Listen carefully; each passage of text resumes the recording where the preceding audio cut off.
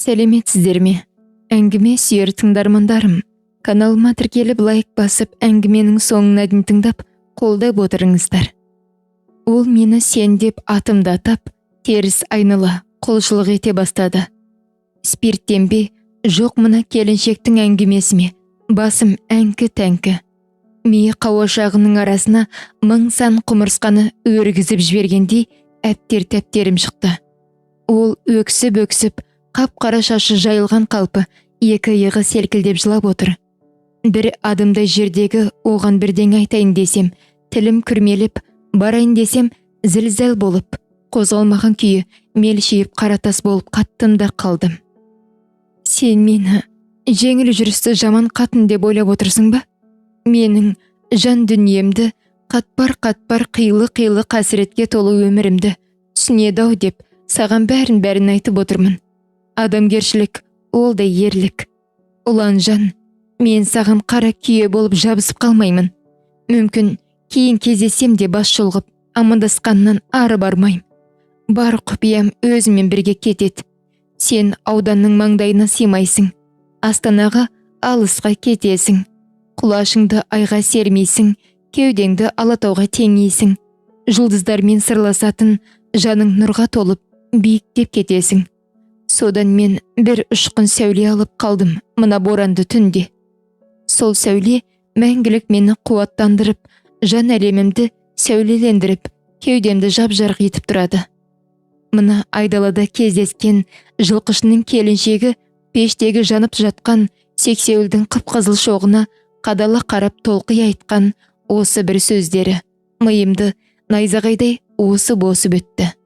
Еркек біткеннің дені қыз келіншек көрсе болды, бұқа көзденіп, көк езуленіп, өтірікті судай сапырып жаттанды әңгімесін гөйтіп, тиісе жөнеледі. Дегеннен бетін қайтарып тастамасаң, ыржалақтап, қылжалақтап, арам ойлап, арсыздана қолын жүгіртіп, бәрінің ұры мақсаты белгілі жайт. Қатынның соңынан әзәзіл сөз ергіш болады. Бір былғап қарабет болсаң, өмір бойы жуып кетіре алмайсың. Сенің ойлы, арғы бергінің бәрін білетіндігіңе орай өткенімді қазбалай тізіп шықтым. Шынымды айтсам, сол бір қасірет жамылған қаралы күндерімді ойлаудың өзі азап. Тажал тағдыр адам баласын өстіп сынап, өз тезінен өткізеді екен ғой. Бұған сен не дейсің? Не дейін? Тұншығып үнім шықпады. Бір ауыз артық сөз жанын жаралып, мәңгілік кесел боп жабысар. Іштей ұғындым. Ол жанын жегідей жеген, мұнар басқан ойларын бөліскісі келді, шерін тарқатты. Енді мен ойлана бастадым. Бұл шер маған ауады ғой. Алтын басты әйелдің ішінде бесігімен бала жатады. Алтын басты еркектің ішінде ат басындай шер жатады. Дүние ғапыл болса да, осынау алай-дүлей боранды түнде Жапандағы жалғыз үйдегі келіншектің орайда орай айтқан құпия сыры жан дүниемнің астан кестеңін шығарды. Бұрыштағы Ережепов аударылып жатты. Тұрып, тамақ, шайды ішпеді байғұс. Бір қатынның кесірі 40 есекке жүк болар деген. Жақсыдан шарапат, жаманнан кесапат. Неге үндемейсің, ұлан? Сені өте жақын тартып кеткендіктен бірер сәтке ғана сен деп отырмын. Оған ашуланба. Мен Женпейде оқыған тіл маманмын ғой. Оқуды тастап кеттім. Қалаға барғым да келмейді, көргім де келмейді. Қалада бәрі жасанды. Күндіз қыздары ұяң, ұлдары сабырлы көрінеді де, түн баласы былапыт былғанышқа, белшесіне батады. Қала түні бойы жын ойнақ қайналады. Шайтан азғырып, ібіліс иектеген, кәрі жасы бәрі араққа кәйіп болады, наша тартып есіріктенеді. Ресторан, қонақ үй біткен, қыз ойнақ ордасы. Азғындаған, алып естенген замандастарымнан қазір өлердей жереймін. Айта берсем не бір сұмдық, сұрқияларды көріп біліп жүрдік қой. Бәрі біледі, үндемейді. Сен де оқыдың ғой қалада. Қала ұрпақты аздырады, тоздырады. Рас емес пе? Кім біледі? Бәріне қара бояу жаға бермеу керек қой. Анықтап қарасақ, айдың бетінде де секпіл бар. Сенің миыңды ашыттым ба? Көп сөйлеп кеттім ғой сірә. Ой-бой, таң атып қалыпты ғой. Сиыр сауып келейін. Деп келіншек орнына тұрып тонын киіп, басына түбіт орамалын орап алды. Белі кеткен түйедей қалың ойға қамалып, үстел шетінде отырған орнымда ойланып, қара жартастай қатып қалыппын. Даладан қайта кірген келіншек: «Күн шайдай ашылыпты», деді қуана. Бағанағы мұң, қасірет ізі жоқ. Шелектерін алып шыққан оның соңынан мен де киіне бастадым. Дала беті үлпілдек ақша қар. Аспан асты, жер үсті тым-тырыс. Жылқышының қоржын үйінің мұржасынан билеп шыққан ақ түтінде тік шаншылып көкке көтеріледі. Өпеткен самал жоқ. Терісі әбден оңған, жүні түскен ескі қаратон киген келіншектің жанына келдім. Ол сексеуілді бірінің үстіне бірін соғып, сындырып әуре. Қарулы, жонарқасы күжірейіп, орамалы қисайып кеткен келіншек мүлде бөтен, жатпауыр тартып тұр. «Әкел, мен көмектесейін». «Қойыңыз, қолыңызды жаралап алас», деп белін жазып, сыңқ ете қалғанда мойылдай жанары жалт ете түсті. Бар әдемілік, тұнықтық, сезім оты көзінде екен ғой. Тауқыметті қанша тартса да, бұндай жандар балажан болады. Бұлар жаманшылық жасамайды, және бұлар тым тәуекелшіл болады. «Құдаймен некелескен байыңа құлай сенуің керек», деді ол нық үнмен. Мен қора айналып, күрті қарды қыңсылата басып, ой сапырып, мұң мүжіп қырға көтерілдім. Суық сорған дала сүмірейіп безеріп тұр. Әппақ матадай бозарып мелшиген бел-белестер. Таңғы аяз бет шамшылайды. Гүр-гүр етіп, екі озик екпіндей үйге тақай келіп тоқтады. Үстел үстін жайнатып тастапты. Бұрыштан келмейіп, ері жепіп, басын көтеріп, бізге таңырқай өлген қойдың көзіндей қызыл шелденген нұрсыз жанарымен мелшие қарап қалыпты. «Қане, қолдарыңызды жуыңыздар, ас дайын», деп жылқышы мойнына сүлгі асынып, бір қолында кірлен, екінші қолында шәугім, бәрімізге кезек-кезек су құйып шықты. Түннен желінбей қалған ас қайта жылытылып, үйме табақ ет әкелінді. Сапар сөмке толы шишаларды суырып алып, бәрімізге құйып шықты. «Бәсеке, сіз бастаңыз, тос айтыңыз. Шаңыраққа тілек айтыңыз», деп ертай қостай қойды. Әр үйде қуаныш, береке болсын, еріктен ырыс, бесіктен бала кетпесін.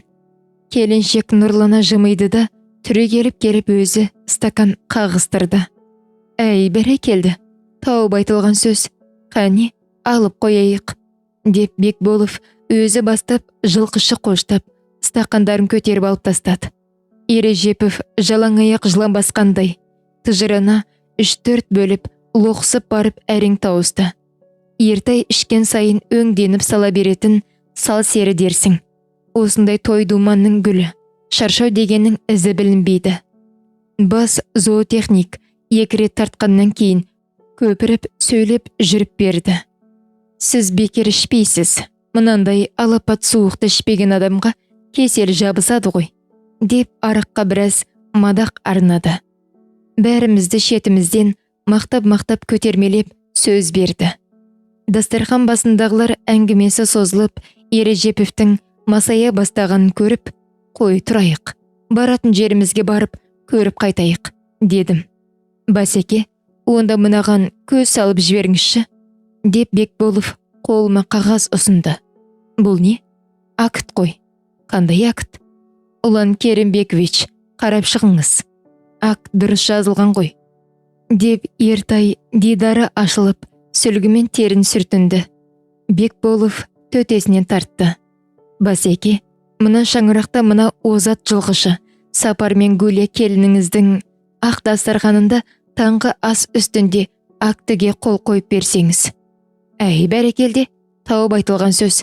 Қазақтың барлық мәселесі дастархан үстінде шешілген, солай емес пе, Ережепов жолдас?»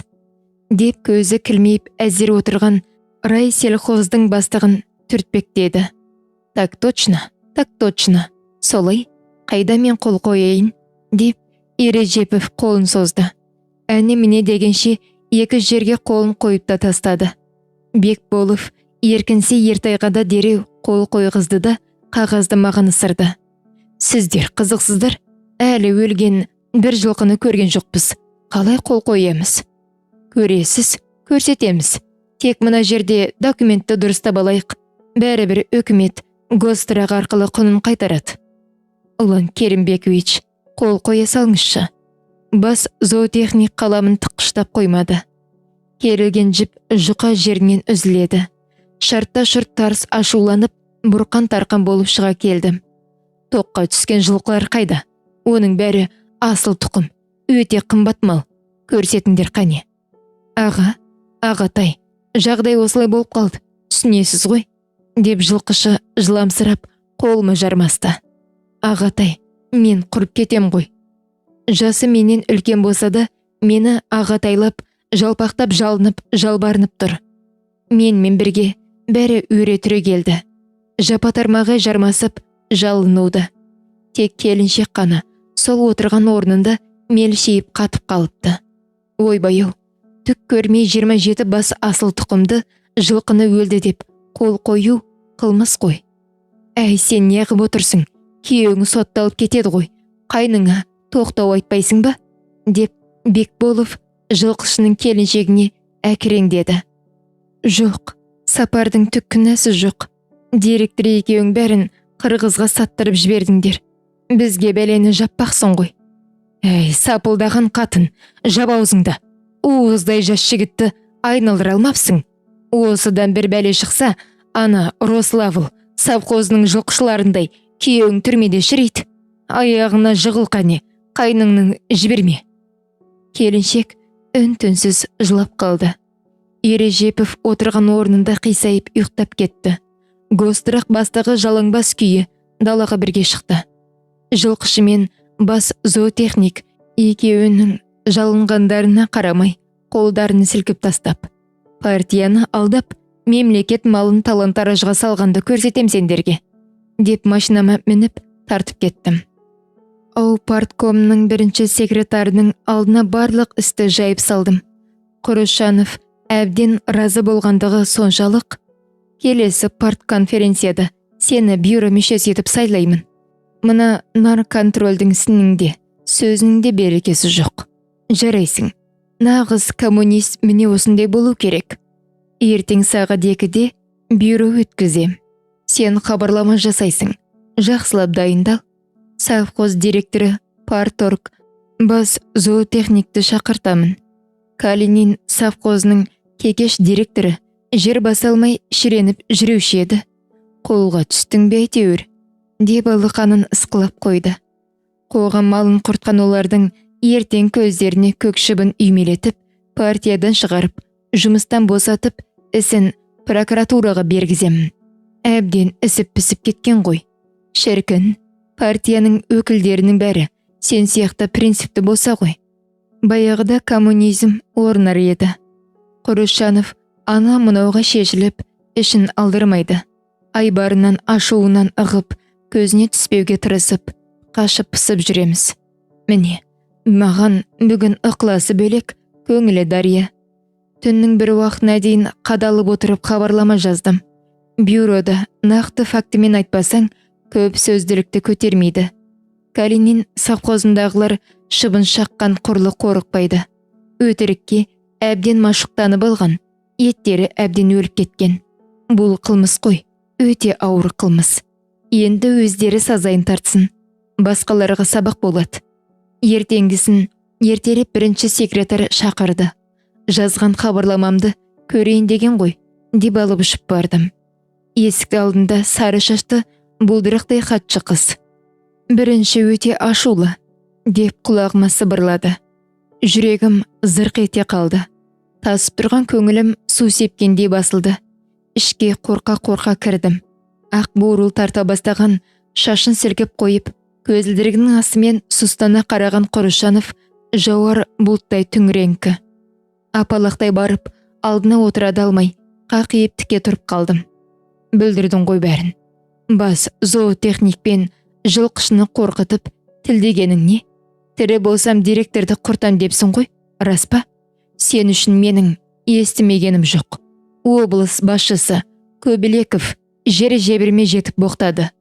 Алқаш мұжық секілді қит етсе оршалап боқтап алып жөнеледі. Жібер, қылмыскерді анықтасақты бәлеге қаламыз. Қайнаған самаурындай болған аудан басшысының қалыптан шығып сөйлегенін тұңғыш рет көрдім. Орнынан тұрып, ары-бері жүргіштеп кетті. Отыр, неғып қалшиып тұрсың? Сендерде де шашал десе басаласыңдар. Ақыры мен таяқ жейм. Көбелеков оңдырмайды, сойқанды салат. Ал анау политбюро мүшесі Кириленко мен Бажа, мә, мыналарға қол қой, деп қағаздарды маған қарай лақтырып жіберді.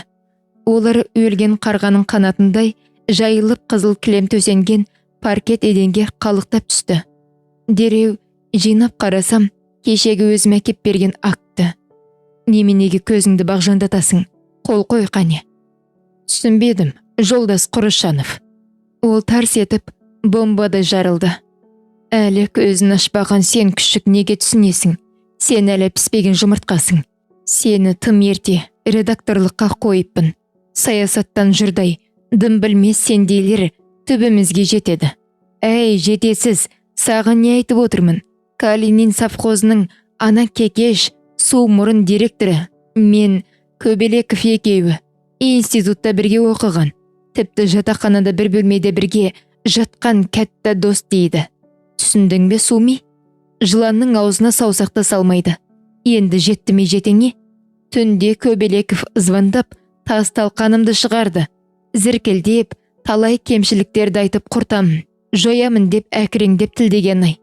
Маған ерегісіп, мені орнынан алдыртып, өзің болу үшін әдейі істеп отырған залымдығың дейді. Қол қойдың ба? Әпкел бермен. Деп өзі бір тексеріп шықты да, екінші секретарды шақырды. Жасына жетпей жайыла семіріп кеткен, араққа үйір, көзінің алды көлкілдеп жүретін, өңкейген жалпақ сары Соловьев деген екінші секретар Ережепов пен Ертайды ерте кірді. Комиссия түгел ғой. Қазір Соловьев бастаған мына қол қойған комиссия мүшелері Калинин совхозына барасыңдар. Гостырақ бастығы апатқа ұшыраған жылқылардың құнын төлейсіз. 27 жылқыны есептен шығарып, актыны директорға табыс етесіздер. Ережепов жолдас Калинин совхозына қосымша резервтен 300 тонна комбикорм жем бергізіңіз. Осы совхоз малын қыстан қысылмай аман алып қалуға сіздер тікелей жауапты өкілдісіздер. Ережепов егер совхозда 27 форма бойынша өлім жетім малы болса, осы комиссиямен дұрыстап актімен шығарыңыздар. Бүгін бюро өтпейді. Партияның міндеті жазалау емес, көмектесу. Түсінікті ме? Түсінікті. Деп бәріміз түрегеп сымдай тартылып тұра қалдық. Рұқсат етсеңіз, ауырып тұрғаным, мен бармай қойсам, деп едім. Құрышанов шаңқ ете қалды. Жауапты партия қызметкері ауырмау керек. Доғар сөзді. Ей, сен өзің көп сөйлейтін, түк түсінбейтін доғал, саясаттан шала сауатты коммунист екенсің. Кетіңдер қане, жоғалыңдар, өңкей милау, нақұрыстар. Атып-атып қалай далаға шыққанымызды білмей қалдық. Ертай менің машинама, Ережепов екінші секретардың көлігіне мініп, қалың қар көмген жолмен Калинин совхозы қайдасын деп тартып кеттік. Көңіл хошым болмай, сіркем су көтермей отырсам, Ертай жайраң-жайраң етіп әңгімелесуге құштар. Көрінген нәрсені көңіліңе ала берме. Бірінші бастық болған соң ұрысат, тәрбиелейді. Ой-хой, менің жұмысым қып-қызыл жанып тұрған өрт қой. Ылғи да осылай ала шапқын болып жүреміз. Көндігіп кетесің. Байқап қараш, ұзақ жасайтындардың бәрі салмақты көңілді жүрет, деп Ертай анекдоттар айта бастады. Шоферім шиқылдап мәз, мен де түйініп жазылып, жадырайын дедім. Ертай ұзақ жылдар Гостырақтың бастығы болып келе жатқан, елдің бәрінің тілін таба білетін басшының бірі. Ешкімге қарсы келмейді, күліп қарсы алып, күліп шығарып салады. Ауданның қанша бірінші басшысын білемін, бәрі қатал, өстіп, зіркілдеп, зілденіп, ұрысып, қабақтары ашылмайды. Ой байыл, басшы бос болса, береке кетеді. Жан-жаққа бытырап, шашылып қалмаймыз ба? ЦК-дан солай тапсырма алған. Оларға еш уақытта қарсы келуге болмайды. Қарсы келсең, желкен қиылады. Сіздікі дұрыс, бәріне мақұл деп, мөнді болып, ығына жығылып жүре бер. Бей мезгіл шақырған қораздың басы шабылады. Абайлап, тек жүрсең, дөңгеленіп көп жүресің. Ертай мені жақын тартады. Менен 20 жастай үлкендігі бар. Айтқанның жаны бар. Бірақ жан дүнием қабылдай алмай әлек. Айдаладағы бір түп тораңғыдай туғаннан қақиып жалғыз өскендіктен бе, кісі киіктеніп, көп адаммен араласпай, ішкі сырымды ақтара алмай, сіресіп жүремін. Қандай ғана жанның аға інілері, қаумалаған бауырлары болады. Қызығада, қызғана қарайсың да, іштен тынасың. Ғұмыр бойы әкем тұттай жалғыз болыпты. Менде әке шешемнен ерте айырылып, интернаттың қарананын қаужаңдап, аш жалаңаш болып, тірмізіктеніп, өлерміндікпен оқыдық, диплом алдық, жұлқынып жүріп, көзге түсіп тез өстік. 27 жасында аудандық газеттің білдей бас редакторына тағайындарды Құрышанов жеке қабылдап. Сен лапылдаған жассың, әр нәрсені байыппен ойланып шеш. Талантыңа шек келтірмеймін. Тек екі нәрседен ерекше сақ бол. Аузыңа арақ шарап алма. Екінші қыз қырқыңнан абай бол. Бұл екеуі де мойныңа киілер тұзақ. Өміріңді құртатын тозақ. Түсінікті ме? Деп тапсырған. Ертай аға да міне, әңгімені сол ыңғайға аударып келеді. Ұлан бауырым, сені ерекше сыйлаймын. Тіпті інімдей жақсы көретінді білесің. Аға болған соң, саған бір тәмсіл айтайын. Біз ескі қақсалдар не көрмедік. Бәрімізде бөрік киген еркек атымыз бар. Несін жасырайық? Әдемі қыз келіншек көрсек, көкке тойған текедей қызыл көзденіп қаламыз. Қатындар қылымсый жымайса, дүние төңкеріліп кетсе де, бәрі-бәрін тарс ұмытып, күйлеген құнажын көрген бұқадай жынды сүрейленеміз. Атам заманнан бері еркек атты ұрғашыға көз тігеді, құмартады. Кейде құтырып, ала пестеніп кетеді. Жассың ғой, лапылдап жүріп қатын деген өрт қой. Өртеніп кетпе. Көрінгенге көзіңді сатып, көңіліңді берме. Сабыр түбі сары алтын, абайлап жүрсең, алысқа барасың. Қатын біткенің бәрі бірдей емес. Май тақым, жын тақым, сұм тақым деп үшке бөлінеді. Күлмей тыңдап ал. Бұрынғылар айтқан көне ғақлия ғой. Май тақым дегені, мұндай қатының еркегінің жол ашылып, қырсығы кесіліп, мол дәулетке жолығып, берекелі-мерекелі боласың. Жын тақымға жолықсаң, қырсық шалып, абыройдан айырылып, берекең кетіп, өміріңнің тасталқаны шығады. Ал, сұм тақымды қатынға кезіктірмей қойсын. Ондай қатындардай сатқын, салдақы бұйырған еркек біткен, ажал құшып, өмірі үзіледі. Біз көпті көрдік. Беті жылдыраған қатындардың кесірінен не бір атпал арыстандай жігіттер арақ ішіп, қызметінен айырылып құрып кетті. Талай-талай азаматтар қор болып қалды. Ережеповте өсіп, кейін бірінші секретар болады-ау дейтінбіз. Міне, көз алдымызда салдақы қатынның кесірінен өшіп бітіп барады, әбден құлдырады. Көрінген қызыл ала көбелекті қуа берсең де, орға жығыласың. Деп Ертай кейбір хикаяларда айта бастады. Бұл кісі нені тұспалдап отырғанын ішім сезіп, қылп ете қалдым. Үндеме қысқы жолда қыз келіншектер жайлы, олардың мекірлігі мен кесірлігі жайлы қызық-қызық оқиғаларды тыңдай бердім.